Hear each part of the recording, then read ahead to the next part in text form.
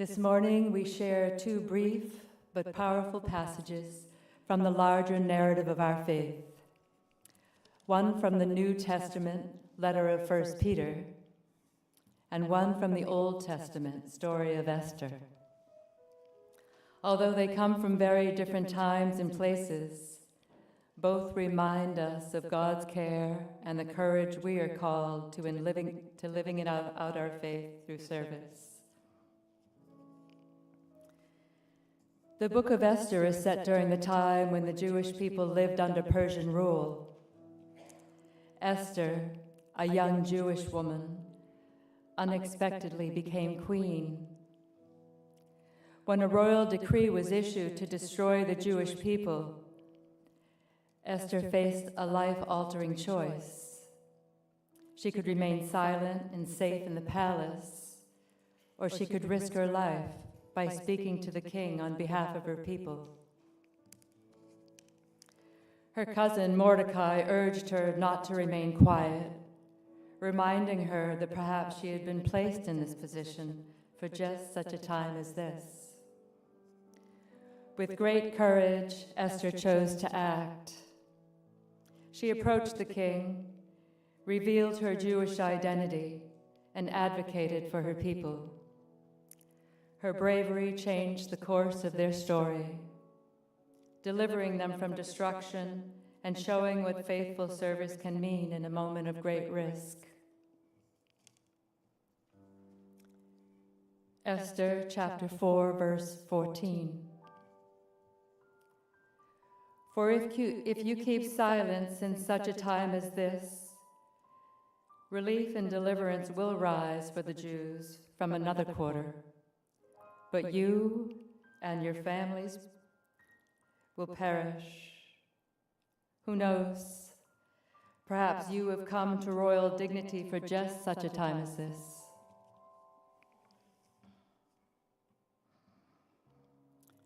The first letter of Peter was written to early Christians living in Asia Minor who were facing suspicion, social pressure, and persecution for their faith. The letter seeks to strengthen them with encouragement, urging them to stay humble, to care for one another, and to place their trust fully in God. This brief verse reminds us and them that God's care is not distant or abstract, but deeply personal. When we feel burdened or anxious, we can entrust ourselves to God, who holds us with compassion and faithfulness. 1 Peter chapter 5, verse 7. Cast all your anxiety on him, because he cares for you. God's work speaks to us today. Thanks be to God.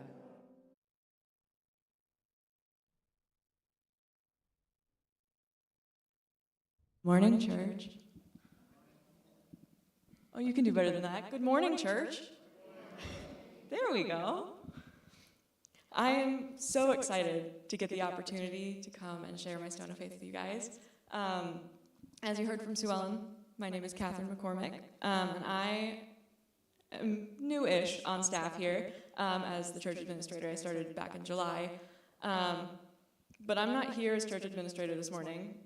I'm here as Katherine McCormick, Newmarket community member, Newmarket resident newly, which is very exciting.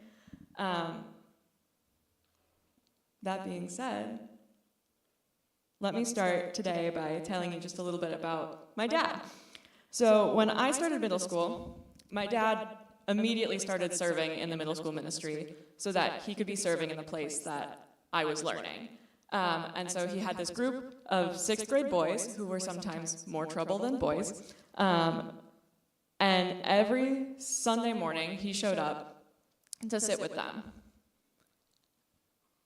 And initially, I thought that was going to be that he would just be there on Sunday mornings. But what my dad did is he went to every basketball game he could. He went to every band concert, choir concert, award ceremony.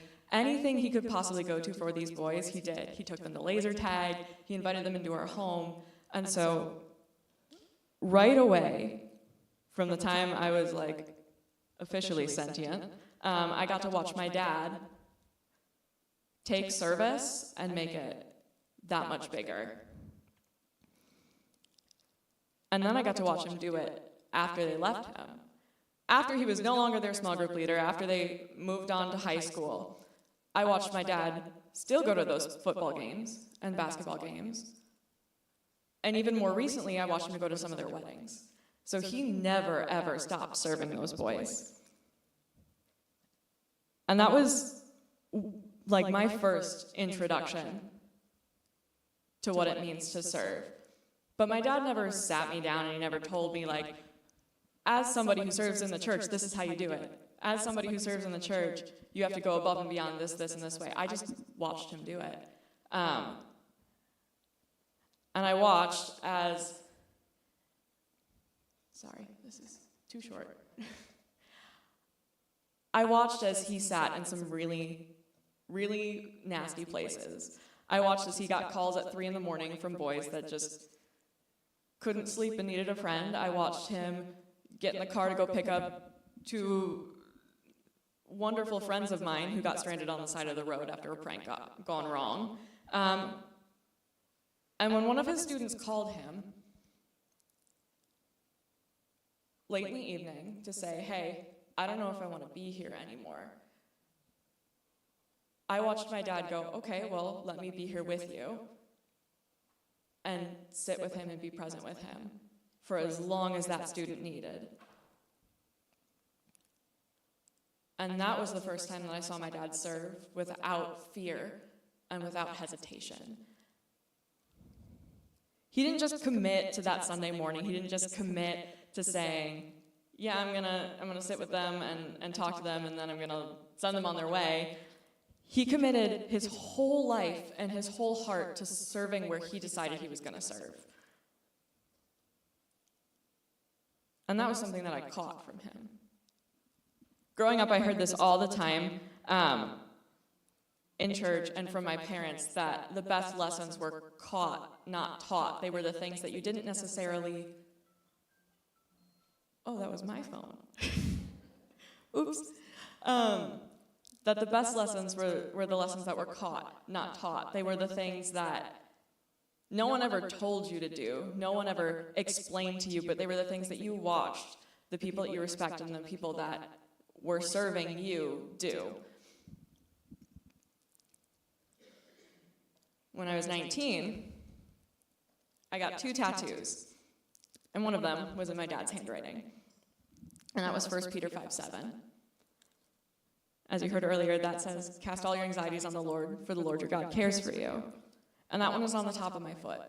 And the reason that I got that tattoo, and I put it in that location, was because what I caught from my dad was the ability to trust that the Lord cared for me, and because of that, I could step into whatever spaces he asked me to, without fear and without hesitation, the same way that I watched my dad do that with those boys.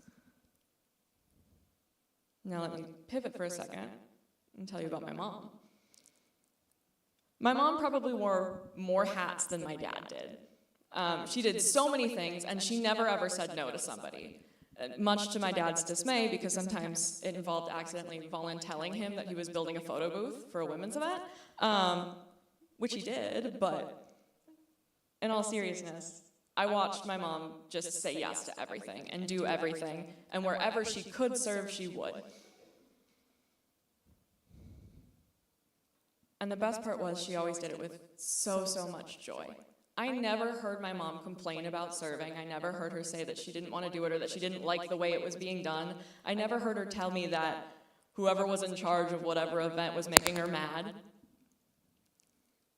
She just did it. And she always did it with a smile. She told me and my siblings all the time growing up that our family lives with joy.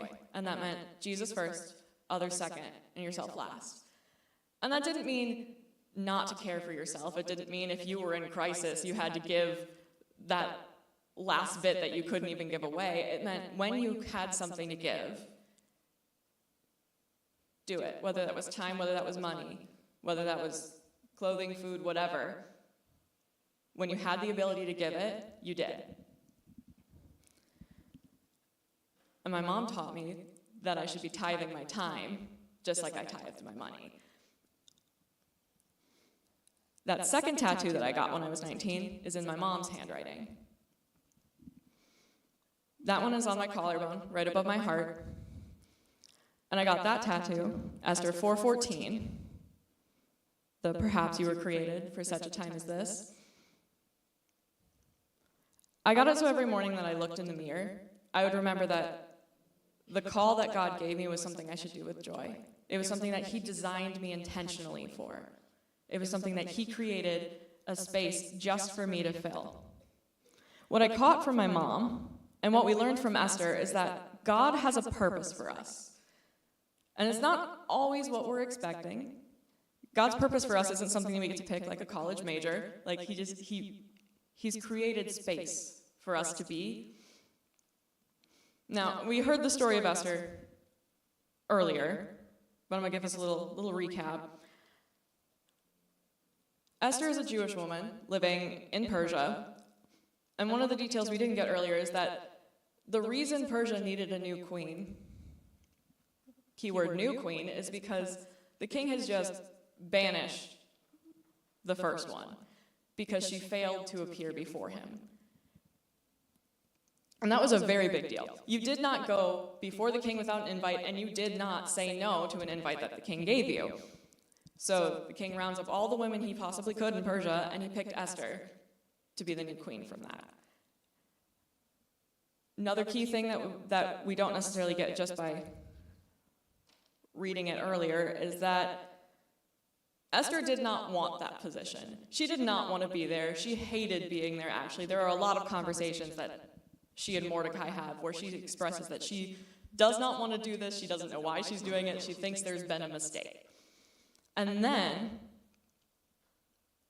when Mordecai comes to Esther and says, hey, I've learned that the king's right-hand man wants to destroy the Jewish population in Persia, and you're in a position that you could do something about it. Her initial response was to say, absolutely not. Like, I'm not doing that. That's going to get me killed. If I go before the king without him telling me that I can be there and telling me what I can talk about, I'm going to die. So no, I'm not doing that.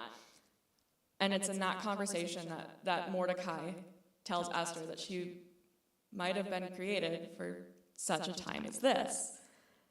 That she was built to do this very task, and no one else could do it. Yes, there could be somebody else to do it at some point, but right now in this space, no one could do it the way that she was designed to do it. And the cool thing is that Esther does. Like, she does go, and she does do this thing that she was terrified to do, that she didn't want to do, that didn't sound fun at all. And she managed to save God's people. She managed to save a lot of people's lives because she did the thing that she didn't want to do. At the beginning of all of this, I said I was really excited to stand here and share my stone of faith, and I maybe might have lied just a little bit about that. I'm terrified. I hate public speaking. I did not want to do this, but when Patty said that she needed people to share things, I got this awful nagging feeling in my stomach that I was supposed to do it. And originally, I had decided I was going to do this as a spoken word, which is a type of poetry that's read out loud. And the more I sat and mulled over it, the more I realized the reason I wanted to do it as poetry is because that felt comfortable to me.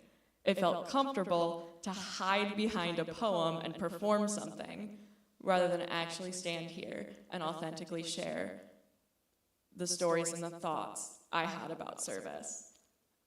And when I realized that, it became very clear to me that sometimes the places that we are called are the places that we are the least comfortable. As I was walking over this morning, I was so sick to my stomach. I was so sick to my stomach. However, because this is scary and intimidating, and I'm doing it anyways, I'm growing. And I'm not just growing as a person, but I'm growing in my relationship with Christ, because I heard God tell me to do something, and I didn't want to do it, either because I'm scared or because it's kind of uncomfortable. And by doing it anyways, I get the opportunity to go back to God after this is done and thank Him. And I get the ability to have that conversation and build that relationship with Christ that way. Serving is a space that I tend to see most people be uncomfortable in. I've had a lot of conversations in the many church environments that I've been in where I've asked somebody if they want to serve, or I've heard somebody get asked if they want to serve, and they go, no, I don't want to do that. And it's usually because the task is gross or not fun, like unclogging toilets, or it's a task that is really socially intimidating, like what our lovely greeters do. And they say hello to everyone as they come in. And I don't know about you, but I don't like talking to everybody. So that feels intimidating to me, at least. And I think that we grow the most, and we get the ability to help the people around us grow the most in their relationship with Christ when we start serving with each other. I don't truly feel like I am a part of the church that I am in until I start to do service work or start to volunteer with my brothers and sisters in Christ. I have just 2 last thoughts for you. First, if you are already serving, which I know many, many of you are, thank you. Thank you for doing that, not just for the church and not just as a church administrator am I saying that. I'm saying that because seeing you serve helps me, and it helps me remember what it means to serve, to give generously and unrelentingly. So thank you for taking your time and sacrificing it the way that you do. Second, for those of you that are not serving, I want to challenge you. I want you to take time and to think about where God might be calling you, either this morning or a couple days from now, or whenever you get to that conclusion, whether you're serving here or you're serving someplace else. Where is God calling you to serve? And why aren't you serving there yet?